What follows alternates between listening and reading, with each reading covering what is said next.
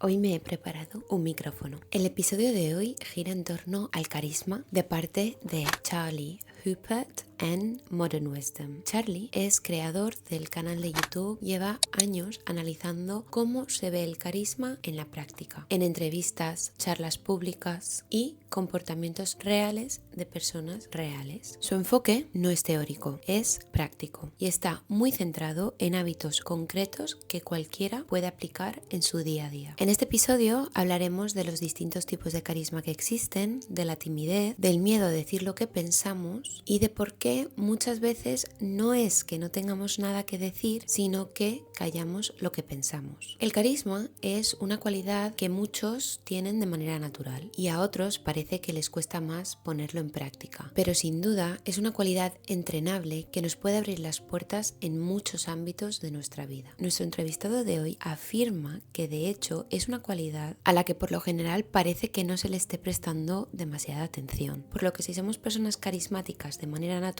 o no, con el simple hecho de entrenarlo ya nos estaríamos poniendo en el top 5% de comunicadores, por decirlo de alguna manera. Este episodio va dirigido a las personas que buscan mejorar, personas que igual sienten que les falta esta cualidad y quieren trabajarla, y también para personas que son naturalmente carismáticas pero que quieren nutrir todavía más este aspecto de su personalidad. Según Charlie, no hay una sola manera de ser carismático. Define el carisma como la habilidad de influenciar a la gente. Según he entendido yo, no se refiere a manipular, sino una influencia que nace de la personalidad y el carácter sin técnicas raras. Tras sus investigaciones y su trabajo, en el canal de YouTube que os comentaba que tiene, se encarga de analizar a diferentes personas famosas y a desmembrar por qué esa persona es capaz de influenciar de la manera en la que lo hace. Ha llegado a la conclusión de que hay 5 tipos de carisma más habituales. El primero es el carisma de alta convicción. Aquí entrarían perfiles como Conor McGregor o Steve Jobs. Son personas con una identidad muy clara, con una forma de ver el mundo definida. Saben perfectamente quiénes son y por qué hacen lo que hacen. Eso hace que otros quieran estar cerca, que quieran participar en lo que sea que estén haciendo, en sus proyectos o incluso en las cosas que le gustan a esa persona. En el fondo nos atrae estar cerca de personas que tienen un sentido claro de quiénes son, que se mueven desde una identidad sólida y una dirección definida, porque a veces es eso mismo lo que nos falta a nosotros. El segundo tipo de carisma sería el de la gente auténtica. En este caso sería un perfil como Joe Rogan. Es una persona en quien implícitamente confiamos porque ellos mismos dicen cosas que les pueden poner en una situación de desventaja social, como por ejemplo dando su opinión aunque sea la menos popular y aunque pueda recibir críticas. Esto poco a poco va generando confianza en los demás, porque sabes o crees que no le importa quedar bien, por lo que automáticamente siempre vas a pensar que esa persona es sincera. El tercer tipo de carisma serían los cómicos, gente como Kevin Hart,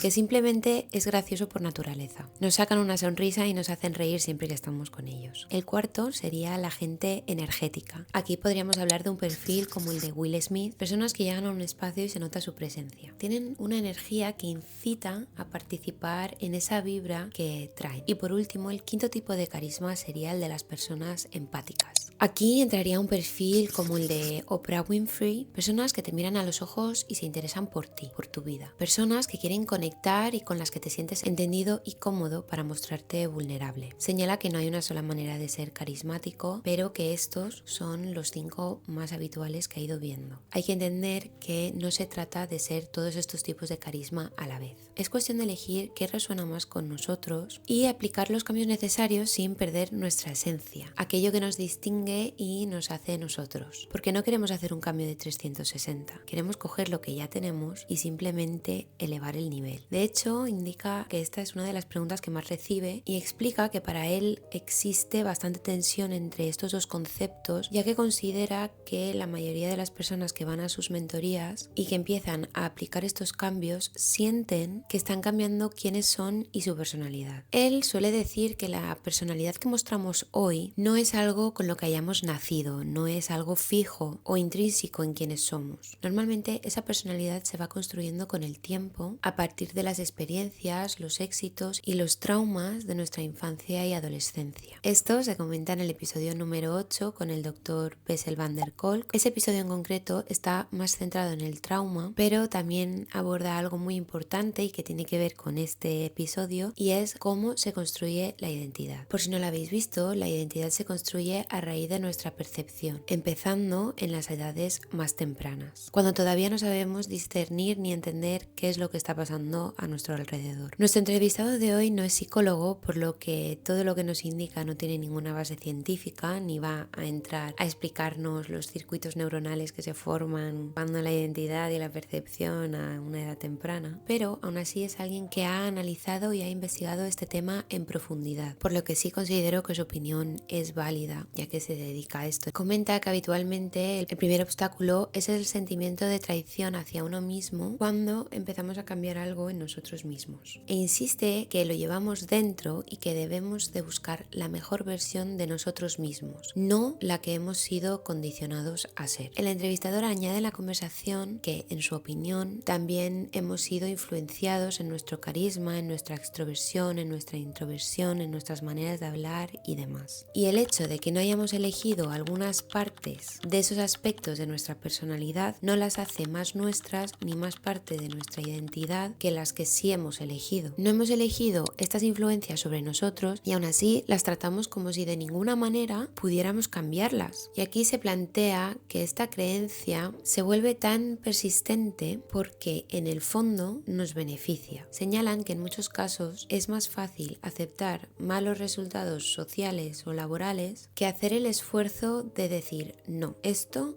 es mi responsabilidad. Y también apuntan que cambiar ciertos aspectos de tu personalidad o de tu identidad implica incomodarse y enfrentarse a cosas que no son fáciles. Entonces, nuestro cerebro, buscando la comodidad, directamente nos va a ahorrar el mal trago y va a decir, no, esto no lo voy a hacer porque entonces no sería yo. No se trata de destrozar lo que somos, nuestra identidad, nuestra forma de ser y cómo nos relacionamos. Simplemente se trata de ponerse en esas situaciones incómodas que nos vayan a ayudar a mejorar. Charlie nos habla de las personas que más le han influido a lo largo de su vida y entre ellas está Tony Robbins. Tony Robbins es uno de los mayores referentes mundiales en desarrollo personal y cambio de comportamiento. Lleva décadas trabajando sobre cómo nuestras acciones, nuestros hábitos y nuestros comportamientos moldean la vida que construimos. Os comento esto porque os voy adelantando que habrán entrevistas de Tony Robbins en este canal porque vale mucho la pena profundizar en lo que predica. Otra persona que le inspira sería Nathaniel Brandon, que escribió el libro Los 6 pilares de la autoestima, donde habla de que creemos que la autoestima es un derecho, de que por ley debemos de sentirnos bien con nosotros mismos. Pero Nathaniel tiene otra perspectiva y es que la autoestima es la reputación de uno mismo. Si eres una persona que constantemente estás mintiendo, que no tienes palabra, que no vas al gimnasio a pesar de habértelo propuesto por año nuevo, por dar algún ejemplo, tu reputación contigo mismo es pésima. Cambiando nuestro comportamiento, cambiamos la manera en la que nos percibimos a nosotros mismos. Y esto tiene un impacto profundo en cómo nos presentamos al mundo y, por consecuencia, en cómo nos perciben los demás. Y esto no implica pasar de introvertido a extrovertido. Hay personas introvertidas con muy buenas habilidades sociales. Muchas veces nos confundimos en creer que el extrovertido es así porque le gustan las interacciones sociales y que el introvertido es así porque no le gustan. Pero, según Charlie, no es que al introvertido no le gusten las interacciones sociales, es que habitualmente no sabe manejarlas. Definamos estos términos antes de seguir para tener una idea un poquito más clara. Una persona introvertida suele recargar energía en la calma y la reflexión. Tiende a procesar las cosas por dentro, a pensar antes de hablar y a sentirse más cómodo o cómoda en interacciones profundas o en grupos pequeños. Y esto no tiene que ver con ser tímido, sino con cómo se gestiona la energía energía y la estimulación. El extrovertido es una persona que suele recargar energía a través del contacto con otras personas y con el entorno. Le resulta natural pensar en voz alta, moverse bien en contextos sociales amplios y responder a niveles altos de estimulación. Y esto tampoco significa ser superficial, sino tener una orientación más hacia lo externo. Por lo que sí que hay una esencia inamovible en nuestra personalidad, pero eso no implica que no haya cabida al cambio y a la mejora. Y respetando siempre esa parte que sí es intrínseca en nosotros o que es tan difícil de cambiar que no nos queda otra que aceptar esa parte de nosotros y amarla aunque pueda no ser lo más idóneo en una interacción social. Nuestro entrevistado es el claro ejemplo de lo que estamos comentando. Cuando era un niño era tímido e introvertido. No sentía que se le tuviera mucho en cuenta ni que la gente le escuchara. De hecho, fue eso lo que le condujo a querer aprender y entender acerca del carisma y es lo que hoy le trae aquí. Él pensaba de sí mismo que era una persona introvertida y después aprendió a tener éxito en las interacciones sociales. Se empezó a sentir increíble rodeado de diferentes personas y entonces se dio cuenta que efectivamente era una persona introvertida, porque como comentábamos, a pesar de empezar a tener éxito en el ámbito social, se seguía sintiendo drenado y sin energía después de todas estas interacciones. Cuenta que disfruta de quedarse un viernes por la noche en casa solo y encuentra mucha más felicidad y plenitud en situaciones a solas que cuando se está relacionando con mucha gente. Pero esa felicidad también viene de saber que está eligiendo esa soledad y no le está viniendo como una imposición debido a una falta de habilidades sociales. Porque seamos honestos, no es lo mismo quedarte en casa un viernes por la noche porque no tienes elección que por propia elección. Nos ha dado unos tips que podemos implementar para ser un poquito más carismáticos. Nos cuenta que en su programa de 30 días empiezan siempre con las primeras impresiones y la confianza en uno mismo en conversaciones cotidianas. Y a raíz de ahí ya desenvuelven el resto. Por lo que el tip número 1 sería mantener una conversación fluida. Esto, según Charlie, se consigue manteniendo la vibra un nivel más alto de lo que solemos hacerlo. Por ejemplo, si alguien nos pregunta ¿cómo estás? En vez de decir bien, ¿y tú? Diríamos algo como genial, estupendamente, de maravilla. Ese tipo de respuestas marca la conversación con mucha más fuerza. O en las preguntas de dónde eres? ¿De qué trabajas? Tendemos a responder de manera muy escueta. Por ejemplo, soy de Madrid, soy contable, trabajo en una consultoría, por ejemplo. Señala que habitualmente cuando una persona nos hace ese tipo de preguntas, esa persona realmente está buscando una respuesta que le ayude a conectar con nosotros. Por lo que en vez de decir simplemente soy de Madrid, lo ideal sería decir algo como ahora vivo en Chamberí, pero me crié en Fuenlabrada. Lo que pasa que ya sabes cómo están los precios, pues cuando empecé la universidad me tuve que ir porque era insostenible quedarme por la zona teniendo en cuenta el transporte público. Esto da pie a una conversación mucho más extensa, porque o bien la otra persona lo utiliza como velcro y puede conectar con algo de lo que has dicho con su propia experiencia o con otra pregunta, o bien puedes conectarlo tú también. Básicamente trata de que contestemos de una manera en la que podamos sacar más tópicos de la conversación y mantenerla más fluida, teniendo en cuenta que no es un monólogo, es una conversación, ¿vale?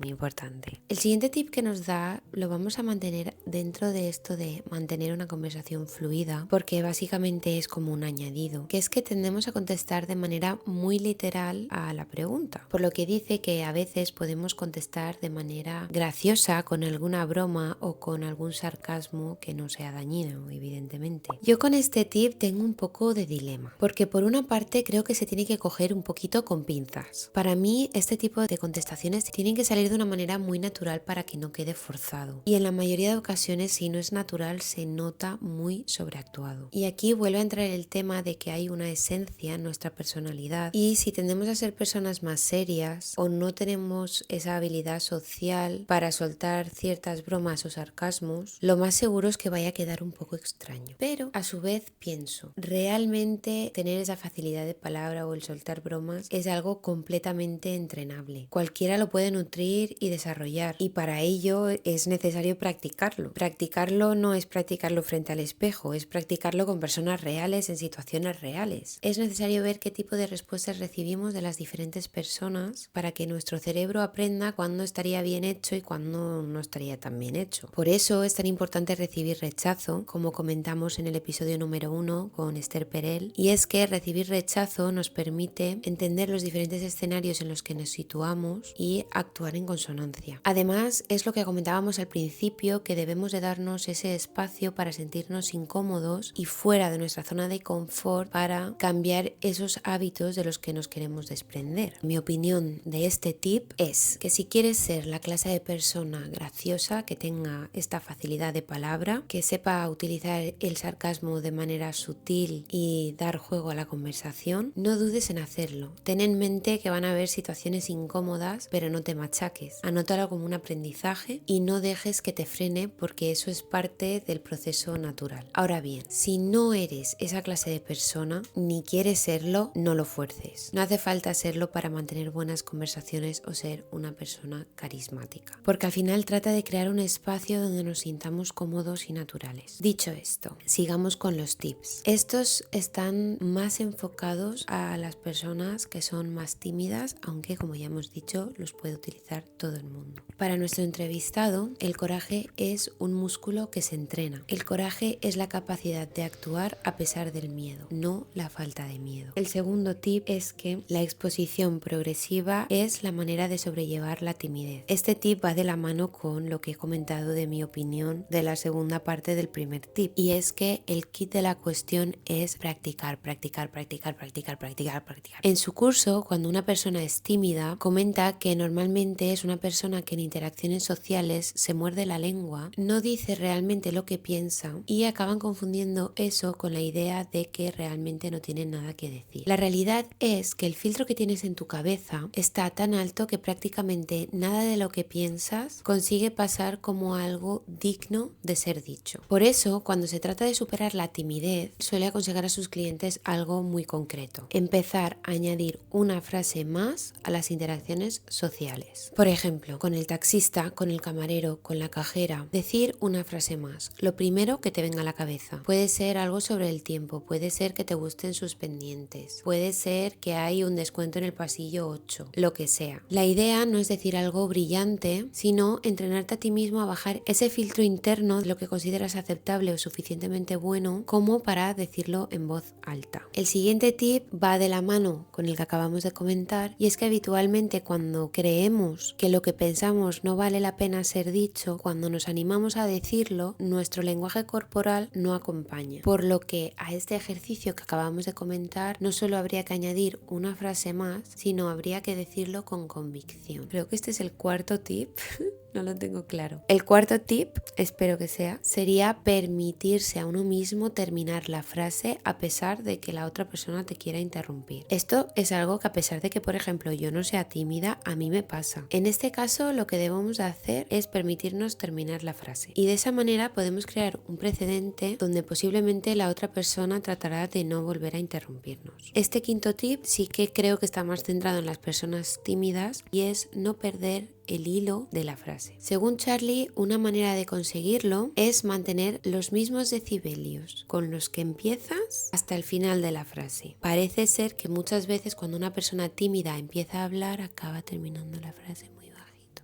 Entonces, no hay presencia. Hay que terminar la frase con el mismo tono. Estos son nuevos hábitos a implementar, y evidentemente al principio te sentirás incómodo. Sentirás que no estás siendo tú, o puedes notar que te cuesta mucho estar atento a todas las cosas que hemos dicho, o igual no estás disfrutando de la interacción social porque estás demasiado metido en tu cabeza intentando hacer todos los pasos correctamente. Además, estos hábitos es solo la punta del iceberg de la cantidad de cosas que hay que se pueden aplicar. Así que lo mejor es centrarse en una sola cosa a la vez. No hace falta hacerlo todo de golpe. Es mejor ir poco a poco e integrando estos hábitos a medida que los practicamos. Otra cosa que comenta, el carisma es una cualidad que nadie está entrenando, por lo que a poco que intentes mejorarlo, ya estás ganando muchísima más ventaja que cualquiera. Yo me considero una persona bastante carismática. No suelo tener problemas en situaciones sociales y me puedo poner a hablar con una pared si hace falta. Por lo general no suelo tener problemas en mantener conversaciones y además soy mujer. Digo esto porque el entrevistado le pregunta a Charlie tips para ligar mejor siendo hombre. Como os digo, creo que tengo cierta idea de lo que es aplicar la cualidad del carisma y al ser mujer entiendo mejor qué cosas nos gustan más y qué cosas nos gustan menos. Evidentemente, si el entrevistado fuera un médico y estuviera hablando de medicina, por muy raro que me pareciera algo que dijera, no me atrevería a invalidarlo porque no tengo ni idea de medicina. De todos los tips que ha dado en este tema, solo me ha gustado uno, el resto me han parecido bastante ridículos. Esa es mi opinión y entonces prefiero no citar lo que ha dicho. El tip en cuestión que me ha gustado me parece clave y es aplicable tanto a hombres como a mujeres. Y es que no podemos ir por la vida sin interactuar con la gente, sin tratar de ser algo pillín o algo gracioso o saber mantener conversaciones fluidas y luego pretender que cuando nos sintamos atraídos por una persona en un bar o en cualquier evento social, creer que vamos a poder acercarnos a esa persona sin problema y ser totalmente carismáticos. Esto no es un botón que se enciende y se apaga cuando quieres. Si de verdad queremos tener la habilidad de hablar libremente y con seguridad con la persona que nos gusta, vamos a tener que aplicarlo en nuestro día a día con el resto de personas. Otra cosa que podemos implementar para que la gente se sienta atraído por nosotros, y no en el sentido sexual, sino en el sentido de que la gente quiera estar con nosotros o estar cerca nuestra, es acordarnos de sus nombres y acordarnos de cosas que nos hayan contado. Es decir, si alguien en el trabajo te cuenta que va a hacer un viaje, la próxima vez que tengas una interacción con esa persona, preguntarle acerca de ese viaje. Eso va a hacer sentirle a la otra persona especial y se va a sentir escuchado porque te acuerdas de lo último que te dijo. Y hay algo muy poderoso en actuar de esta manera con las personas. Además, este tip me gusta muchísimo porque reitera lo que comentábamos en el capítulo anterior donde hablamos de que debemos de buscar entender antes de ser entendido y de cómo interesarse por los demás va a conducir a que la gente se interese por nosotros, lo que nos ayudará a crear sinergias y abrirnos puertas en todos los sentidos. Aquí acaba este episodio. La verdad es que me ha sabido a poco y me he quedado algo decepcionada con esta entrevista. Es la segunda que escucho de Charlie Hooper. La primera me gustó muchísimo en The Diary of a CEO. Lo que pasa es que no quise hacer la entrevista de ese podcast en concreto porque como ya he hecho muchos del mismo podcast quería variar un poquito. Siento que en la entrevista, la primera que escuché, se indaga mucho más en el carisma y en los hábitos que podemos implementar. Y en este episodio pues sí, hemos hablado de hábitos